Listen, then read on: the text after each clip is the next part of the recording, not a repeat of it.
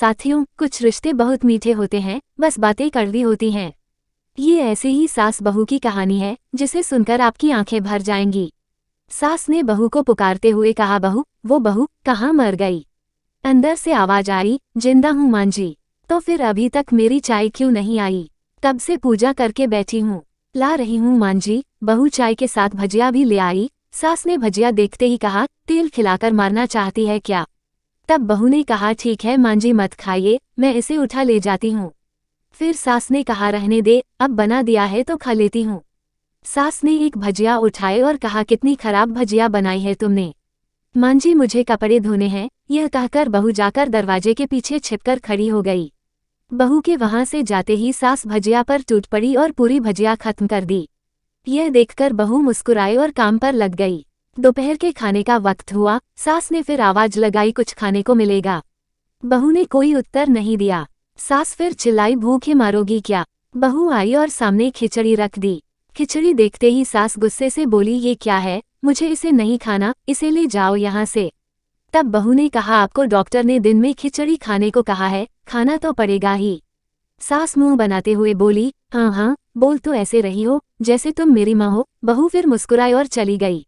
आज घर में पूजा है। बहू सुबह ही उठ गई। पहले पूरे घर की साफ सफाई किया और फिर स्नान करके पकवान और भोजन बनाने में लग गई। थोड़ी देर में पंडित जी भी आ गए और पूजा शुरू हुई। सास चिल्लाती, बहू ये नहीं है, बहू वो नहीं है, बहू ये करना है, बहू वो करना है। बेचारी बहू दौड़ दौड़ के सब कुछ कर रही थी। पूजा समाप्ति के बाद आरती होने लगी। पंडित जी ने सबको आरती के लिए बुलाया और सबके हाथों में थाली दी। जैसे ही बहू ने थाली पकड़ी, थाली हाथों से गिर पड़ी। शायद भोजन बनाते हुए बहू के हाथों में तेल लगा था, जिसे वो पोंछना भूल गई थी। सारे लोग तरह तरह की बातें करने लगे। कैसी बहू है, एक काम भी ठीक से नहीं कर सकती, इसे कुछ नहीं आता, एक आरती की थाली भी नहीं संभाल सकती। उसके पति भी गुस्सा हो गए, पर सास चुप रही। उसने कुछ नहीं बोला, सिर्फ इतना ही कहा, सीख रही है, धीरे धीरे सब सीख जाएगी। अब भोजन का समय हो गया। घर और आस पड़ोस के लोग खाने पर बैठे हैं। खाना परोसा जाने लगा। बहू दौड़ दौड़कर सभी को खाना देती, फिर पानी लाती।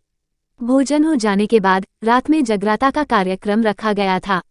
बहू भी गीत गाने के लिए स्टेज पर चढ़ी तो सास जोर से चिल्लाकर बोली, मेरी नाक मत कटा देना, गाना नहीं आता तो मत गा, वापस आ जा।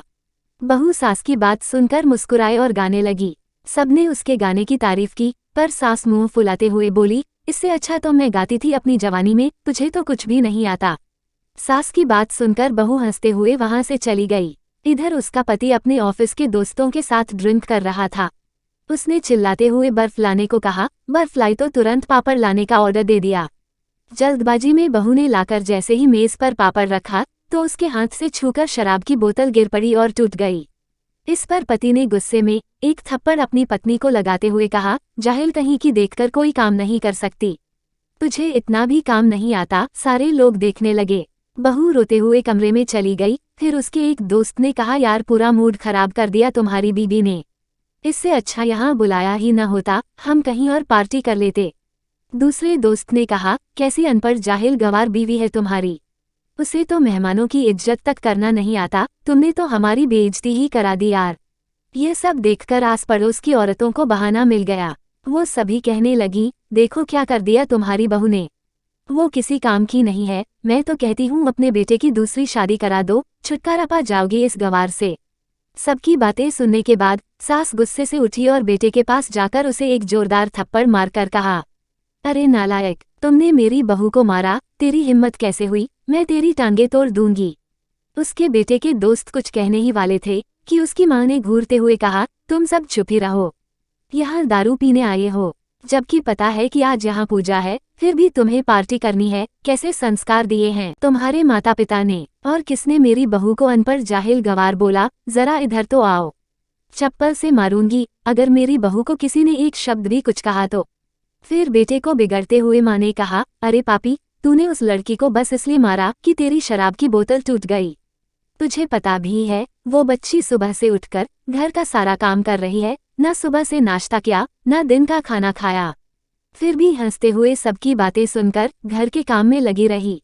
माँ को बिगड़ता देख उसके सभी दोस्त चुपके से खिसक लिए। इसके बाद सास बहू के कमरे में गई और बहू का हाथ पकड़कर बाहर सबके सामने लाकर पूछने लगी, किसने कहा था बहू को घर से निकालकर दूसरी बहू ले आने के लिए? जरा सामने तो आओ। कोई सामने नहीं आया। फिर सास ने कहा, तुम लोग जानते भी क्या हो मेरी बहू के बारे में? ये मेरी माँ भी है और बेटी भी। माँ इसलिए कि मुझे गलत काम करने पर डांटती हैं, और बेटी इसलिए कि कभी कभी मेरी दिल की भावनाएं समझ जाती हैं।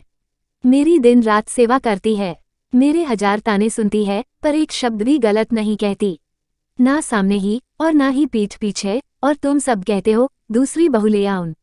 सास ने गुस्से से पड़ोसी महिला की ओर मुड़ते हुए कहा, याद है ना छुटकी की दादी, तुम्हें अपनी बहू की करतूत? अभी पिछले हफ्ते ही तुम्हें मियाँ बीवी भूखे छोड़कर घूमने चले गए थे। तब मेरी इसी बहू ने 7 दिनों तक तुम्हें खाना पानी दिया, यहाँ तक कि तुम्हारे पैर दबाने जाती थी। और तुम इसे जाहिल बोलती हो। अरे जाहिल तो तुम सब हो, जो कोयले और हीरे में फर्क नहीं जानते। अगर आइंदा मेरी बहू के बारे में किसी ने एक लफ्ज भी बोला तो मुझसे बुरा कोई नहीं होगा, क्योंकि ये मेरी बहू नहीं, मेरी बेटी है। अचानक सास का ये रूप देखकर बहू सिसकियां लेते हुए फिर कमरे में चली गई। बहू को कमरे में जाता देख सास ने एक प्लेट उठाए और भोजन परोसकर बहू के कमरे में खुद ले गई। सास को भोजन लाते देखा तो बहू ने कहा, अरे मां जी, आप ये क्या कर रही हो, मैं खुद ले लेती। बहू की बात सुनकर सास ने प्यार से ताना मारते हुए कहा, डर मत, इसमें जहर नहीं है, मार नहीं डालूंगी तुझे। तुझे नई सास चाहिए होगी, पर मुझे अभी भी तू ही मेरे घर की बहू चाहिए। बहू ने अपनी सास को रोते हुए गले से लगा लिया। सास भी रो दी और कहा, चल खाना खा ले। फिर मजाक करते हुए कहा, मेरे पैर दबाने चली आना, और हाँ, ये ख्याल मन में मत लाना कि सास पैर दबाने को बोलती है तो किसी दिन मैं इसका गला दबा दूंगी। इस बात पर दोनों सास बहू खूब जोर से हंसने लगती हैं। साथियों, यदि ऐसी पारिवारिक कहानियाँ पसंद हैं तो चैनल को लाइक, शेयर और सब्सक्राइब करें।